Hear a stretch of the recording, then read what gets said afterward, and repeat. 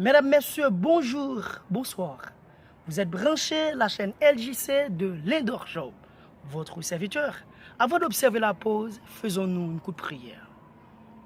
Seigneur, nous avions recherché dans toute la galaxie, dans la création tout entière, nous n'avions pas pu trouver un Dieu qui te ressemble. Tellement ta grandeur est immense, tellement, Seigneur, tu es un Dieu digne. Seigneur, comment de ne pas te louer?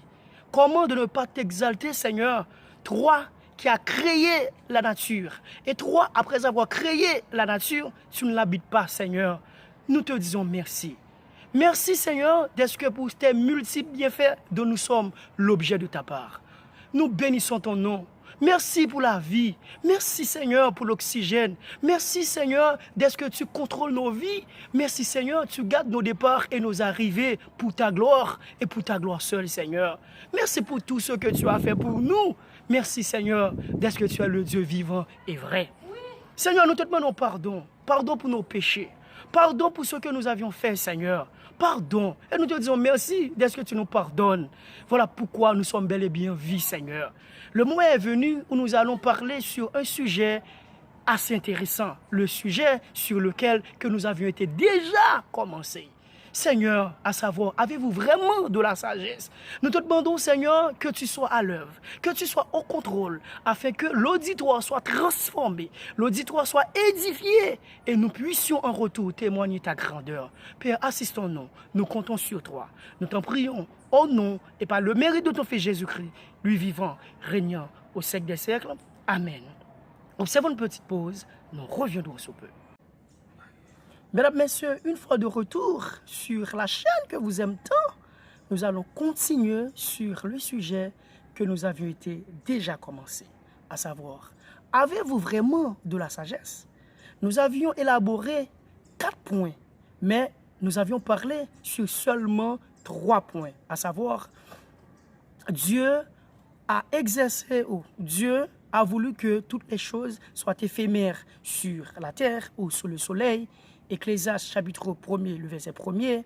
Deuxièmement, Dieu a exercé un contrôle absolu sur l'univers.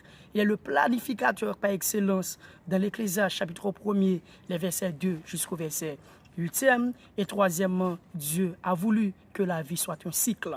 Et dans l'Ecclésiaste chapitre 1er, le verset 9e. Maintenant, l'heure est venue où nous allons parler sur le 4e point que nous trouvons dans l'Ecclésiaste chapitre 12, le verset 15e, à savoir, Dieu veut que les hommes aient sa crainte en observant ses commandements.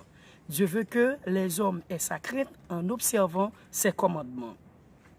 Ici, nous avons 2 mots-clés, à savoir crainte et commandement. Le mot crainte a utilisé 163 fois dans la Bible, 53 fois dans le Nouveau Testament et 110 fois dans l'Ancien Testament. Et comment peut-on définir le concept crainte?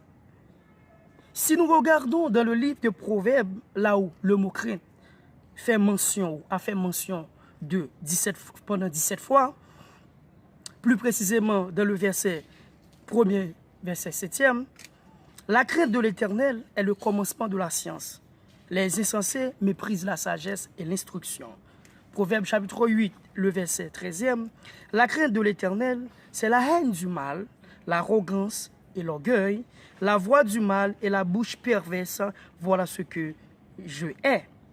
Par ceci, nous pouvons dire, la crainte de Dieu, c'est un acte ou c'est de mener une vie de révérence ou de respect à l'égard du Dieu d'Israël, le Créateur de toutes choses, pendant toute notre durée sous le soleil ou sur la terre. Ensuite, nous avons le commandement, le mot commandement. Le mot commandement a utilisé 51 fois dans la Bible. Par définition, nous pouvons dire, le mot commandement, c'est l'ordre que donne celui qui a pouvoir de commander.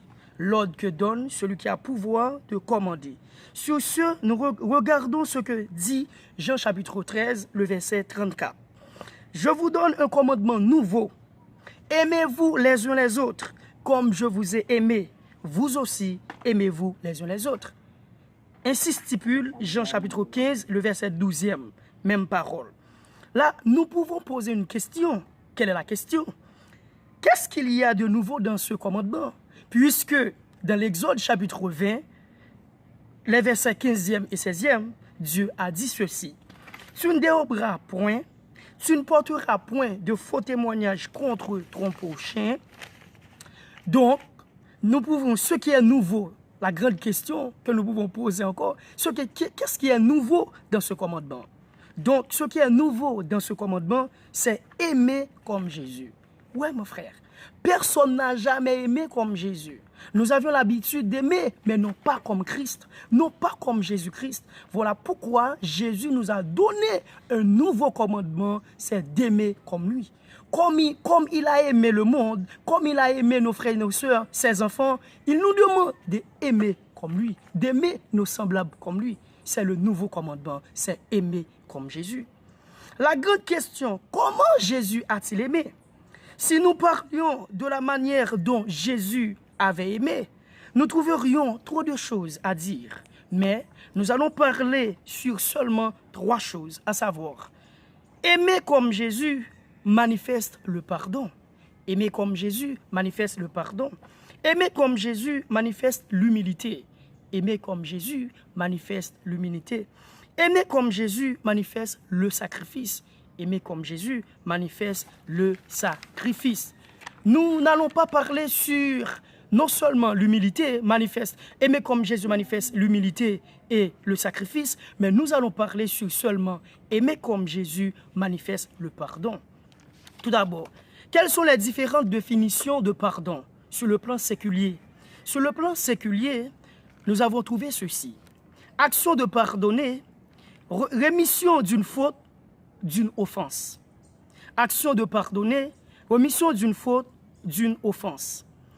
Ou bien, formule de politesse pour s'excuser ou pour faire répéter ce qu'on n'a pas entendu, compris.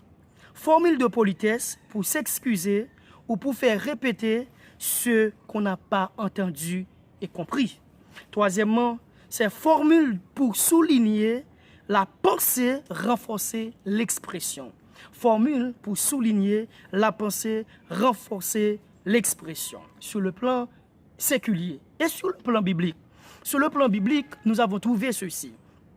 Soulever ou transporter et illustrer clairement que le péché est enlevé et emporté au loin.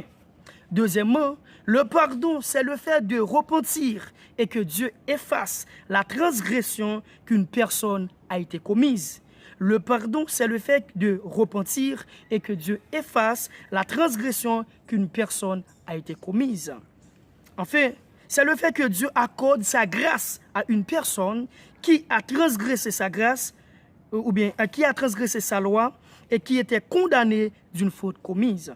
On pourrait dire encore, c'est le fait que Dieu a accordé sa grâce à une personne qui a transgressé ou qui a violé,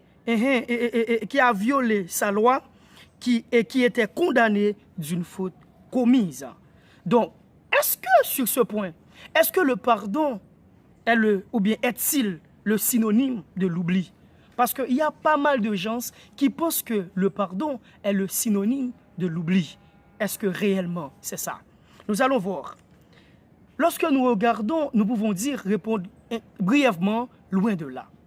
Nous pouvons répondre brièvement, loin de là.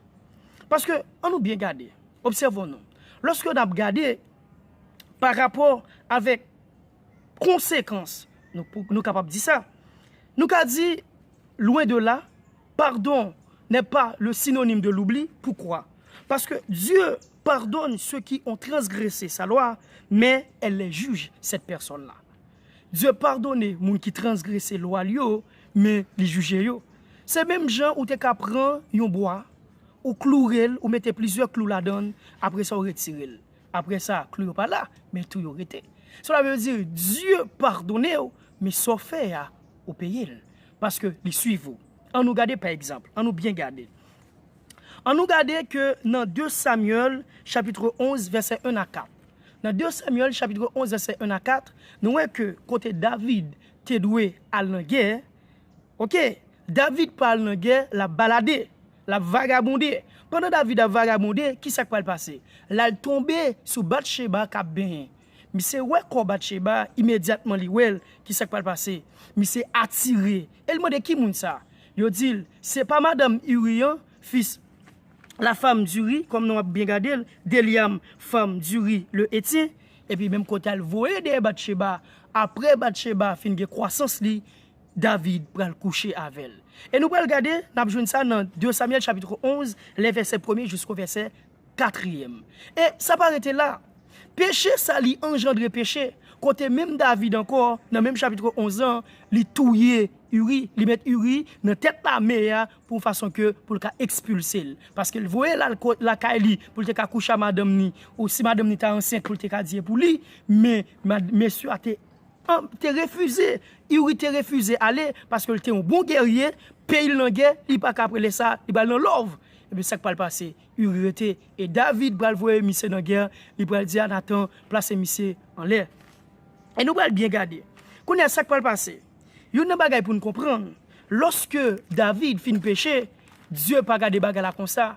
Dieu va le voir dans chapitre 12 là, prophète Nathan a parlé avec David. Yep. Il va le voir David dans chapitre 12 ans, plus précisément les versets 1er jusqu'au verset 4e et 5e. Qu'est-ce qui va passer? David va dire ça. Le riche avait, et comme si l'Éternel envoya Nathan vers David. Et Nathan vint à lui et lui dit, il y avait dans une ville 2 hommes, l'un riche et l'autre pauvre. Le riche avait des brebis et des bœufs en très grand nombre. Le pauvre n'avait rien du tout qu'une petite brebis et qu'il avait acheté et la nourrissait et elle grandissait chez lui avec ses enfants. Elle mangeait de son pain, buvait dans sa coupe, dormait sur son sein et il la regardait comme sa fille. Un voyageur arriva chez un homme, chez l'homme riche, et le riche n'a pas voulu toucher à ses brebis et à ses bœufs pour préparer un repas au voyageur qui était venu chez lui. Il a pris la brebis du pauvre et l'a apprêtée pour l'homme qui était venu chez lui. Voilà l'autre histoire. Je lis verset 4, 5e, 6e, ainsi de suite. Nous allons reconnaître que lorsque pour David et Richland, t'as touillé palio ligampil, li touye Grenland. Et c'est une méthode que bon Dieu Nathan utilisé pour le cas conscientiser David. Après que David finit, David pral dit cet homme a péché contre Dieu. Cet homme mérite la mort. Et il pas rendre compte que c'est lui-même. Et puis c'est là ça Nathan pral dit c'est vous David. Et puis il pral dit j'ai péché contre Dieu. Yep. Les ça pral dit moi péché contre bon Dieu. Parce que les ça moins fait, ça bon Dieu pas d'accord. Et nous allons regarder David pour le là, lorsque le dit ça, qui ça va passer? David, Nathan dit avec David, bon Dieu pardonnez. L'Idvel chapitre 12 ans pour comprendre l'histoire, Dieu pardonnez. Mais on seul bagaille, puisque pendant que tu es couché ensemble avec Bathsheba, il était enceinte, Timounsa, bon Dieu pas quitter l'envie. Yep, bon Dieu pas quitter l'envie. Quand on est là, David tombe jeûner, on façon que bon Dieu t'a détourné de parole li. Bon Dieu dit non. Kounya là, non seulement péché ça, si moun nan pral mourir, et nous pral ouais, qui conséquence parce que bon Dieu dit, ou même puisqu'on péché en secret, moi-même, m'bral fait bagarre là, passer publiquement. Sauf frère, la suivre. Cela veut dire, et comme si il pral vin un péché génétique, et comme si péché a un effet secondaire sur la vie politique, sur la vie familiale, ainsi de suite. Si nous pral bien garder. On va bien regarder, et ça fait dans verset 12, là, dans chapitre 12, verset 10, il dit maintenant, l'épée ne s'éloignera jamais de ta maison, parce que tu m'as méprisé. Yep, tu m'as méprisé. Et parce que tu as pris la femme d'Uri, le Hétien, pour en faire ta femme. Et c'est ça. Et nous allons bien regarder, il y a une bagaille qui gagne, premier bagaille qui va le passer. Nous allons regarder pour nous, il y a une bagaille qui va le faire, c'est inceste Amnon. Amnon va le faire inceste avec petit David. Cela veut dire, mes péchés, pendant bon Dieu pardonner David, mais péché, conséquence péché fait cousli. Conséquence péché fait cousli. Kounya là, nous allons Amnon qui va le coucher ensemble avec seul Tamar. Yep. Il va le coucher avec Tamar. Il va jouer rôle jusqu'à ce que il va jouer dans le chapitre 13 là. Le chapitre 13 là, bien, verset et 10 à verset 14 ans, nous allons ça. Côté que Amnon pral coucher ensemble avec Tamar. que yon nan bagay péché inceste, côté bon Dieu infâme, côté bon Dieu lui-même, li pas remet péché inceste ça. Li pral coucher avec propre petit seul. Cela veut dire péché a commencé à faire résultat, il commence à faire cousli dans la vie familiale. Et il paraît même là. On nous regarde dans même verset dans chapitre 13 dans verset 23 à 28, l'île nous allons voir que côté que Amnon pral détruire Absalom pral détruire Amnon. Puisque lorsque Tamar final crier et puis là le côté Absalom ouais ça mal et puis il dit puisque c'est famille pas mettre ça dans la rue depuis là ça Absalom gon haine pour Amnon. Li gon haine. Immédiatement haine ça qui ça va le manifester. Li pral faire dans chapitre dans verset 23 à 28 ou va on fait qui pral faire que côté Absalom pral passer l'ordre que pour ba monsieur 20 ou que pour jusqu'à ce monsieur sous pour pral touyer. Cela veut dire le péché ou bien le pardon est-il le synonyme de l'oubli? Non. Moun nan fait péché ou pardonner mais moun nan pas oublier son fait. Non, il pas oublier. Parce que s'il t'a oublié, péché n'a pas de conséquences. Si le péché, le pardon était le synonyme de l'oubli, eh bien péché n'a pas de conséquences. Et ça fait, nous dit loin de là, le pardon n'est pas le synonyme de l'oubli. Est-ce que nous là? Pardon pas synonyme de l'oubli. Et c'est ça qui fait nous allons comprendre que péché a des conséquences. Et c'est ça qui fait nous-mêmes nous besoin de maturité pour nous gérer ça. OK. On nous bien garder encore. On nous bien garder. Si on a bien regardé dans Proverbe chapitre 6, verset 29, nous allons regarder pour nous péché, transgression, péché. Et si on a regardé encore dans Proverbe chapitre 11, verset 21, nous allons regarder encore dans Proverbe chapitre 17, verset 5, dans Proverbe chapitre 19, verset 5, nous allons regarder tout ça. Et nous allons bien regarder encore dans Exode chapitre 20, le verset 7. Il dit, tu ne prendras point le nom de l'Éternel, ton Dieu, en vain, car l'Éternel ne laissera point impuni celui qui prendra son nom en vain. Cela veut dire, même l'autre a repenti, puisque c'est mal là, eh bien, la suivre trace. Cela veut dire, le pardon n'est pas le synonyme de l'oubli. Mais qu'on y a là, nous t'avons poser une question. Qu'est-ce qui nous empêche de pardonner? Pourquoi sommes-nous refusés de pardonner? Qu'est-ce qui nous empêche de pardonner? Et l'une des causes majeures, grand pile bagay qui fait moun pas pardonner, mais l'une des causes majeures qui fait moun pas pardonner, premier bagay là, c'est l'absence de l'amour. Yep. L'absence de l'amour. Parce que si on bien regarder dans 1 Corinthiens chapitre 13, nous allons voir que l'amour qui s'allie. Lorsque il y a l'amour, eh bien, grand pile bagay, l'amour fait la différence. Immédiatement, il y a l'amour qui manifesté d'un côté, eh bien, eh bien, laisse ça par m'deka dit mal là pas triompher. On nous bien garder. On nous bien garder dans 1 Corinthiens chapitre 13 les versets 4 avec verset 7 là. On nous garder. Il dit l'amour est patient, il est plein de bonté. L'amour n'est point envieux. L'amour ne se vend point. Il ne s'offre point d'orgueil. Il ne fait rien de malhonnête. Il ne cherche point son intérêt. Il ne s'irrite point, il ne soupçonne point. Il ne soupçonne point le mal. Il ne se réjouit point de l'injustice, mais il se réjouit de la vérité. Il excuse tout, il croit tout, il espère tout, il supporte tout, il pardonne tout. Cela veut dire l'amour fait la différence. Lorsque l'amour a triomphé, pas qu'à orgueil. Lorsque l'amour a triomphé, pas qu'à beau sous cœur. Cela veut dire ou qu'a fait mieux bagay li fait mal certes, mais si on prend conscience, moi prend conscience, nous tous les deux capables de pardonner l'autre. Et c'est ça l'amour fait. Et ça fait l'amour. Lorsque l'amour et orgueil t'a monté, l'amour descend ni. Lorsque injustice monté, l'amour descend ni. Lorsque tout ça yo, par exemple, refus de pardonner monté, l'amour monté, l'amour descend ni. Et c'est là, nous parlons d'une cause majeure qui fait pas gain, c'est l'amour.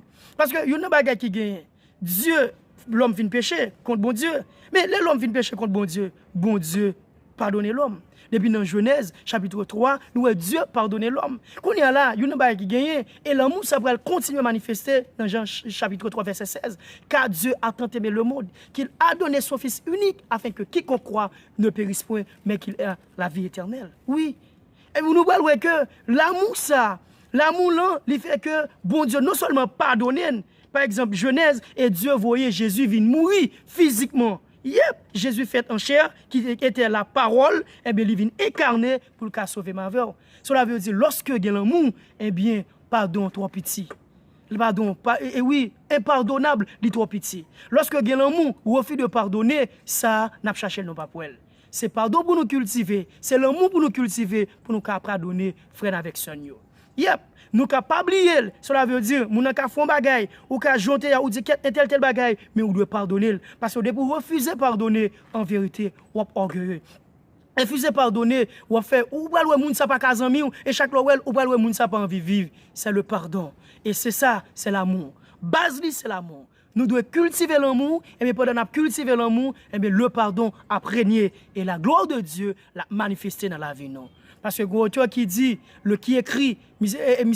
William Bacchus, le pardon est une puissance qui libère. Et me songe te gon guerre ethnique, on film moi t'a regardé, qu'on est dans guerre ethnique ça, gen un petit, yo te touye toute famille net, mais il t'a refusé pardonner. Le jour même il t'a pas pardonner moun ça yo qui t'a fait le mal et il t'a libéré. Et nous gen pour nous ouais ça yo. Cela veut dire le pardon nous libère. Lorsque nous pardonnons frère avec son nom, nous libérons propre tête nous et nous libérons le monde. Et c'est ça que fait. Si nous remet, n'a pas pardonné. Si nous remet, n'a pas prendre vivre. Et si nous remet, la gloire de Dieu a manifesté. Le pardon a triomphé. C'était votre serviteur, Job Lindor. Merci à vous. Seigneur, nous te disons merci. Merci Seigneur d'être que tu allais nous donner la nature de pardonner. Merci Seigneur d'être que tu nous allais donner la capacité de pardonner. Merci Seigneur, le pardon n'est pas facile. Après avoir péché, après avoir fait une chose Seigneur indésirable, Seigneur, c'est difficile. Mais lorsque nous avons ta nature, lorsque tu nous donnes ta nature, Seigneur, le pardon devient facile. Donne-nous la grâce. Aide-nous à pardonner nos frères et nos sœurs. Aide-nous Seigneur, afin que ton nom soit glorifié. Donne-nous la capacité d'aimer afin que nous puissions pardonner. Seigneur, assistons-nous, Seigneur, afin que ton nom soit glorifié et que ton amour puisse manifester entre nous. Seigneur, sois avec nous.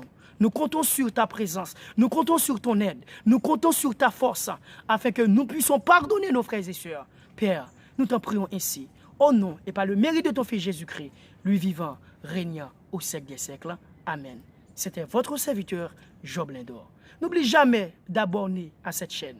N'oublie jamais d'abonner à cette chaîne. N'oublie jamais de faire un commentaire. Et n'oublie jamais de nous donner un like. C'était votre serviteur, Job Lindor. Merci à vous.